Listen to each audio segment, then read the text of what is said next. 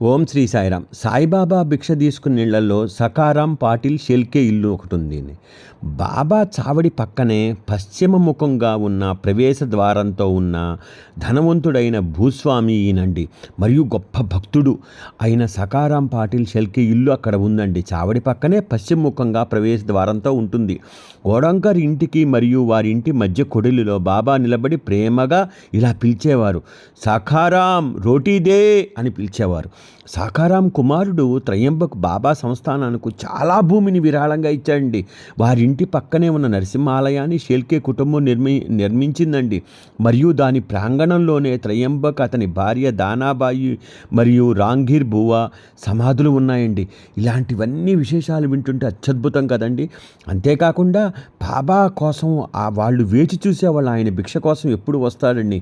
ప్రతి పిలుపులో కేవలం ఆహారం కోసం కాదు, అది ప్రేమ కోసం పిలిచిన తన దైవిక లక్ష్యంతో పాలు పంచుకోవడానికి పిలిచిన పిలుపు బాబా పిలిచిన పిలుపు.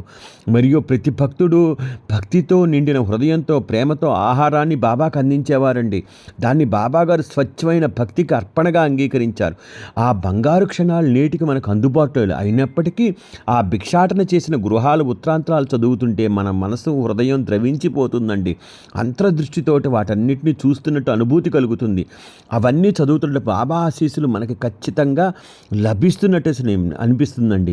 బాబా సద్గురువు, సృష్టికర్త, ప్రభువు దుమ్ముతో నిండిన సందుల గుండా ప్రశాంతంగా ఆయన నడుస్తూ ప్రతి ప్రియమైన భక్తుడు ఇంటి వద్ద ఆగి ఆప్యాయత నిండిన స్వరంతో వారిని పిలుస్తూ ఉండటం చూడటం ఎంత ఆనందంగా ఉంటుందండి.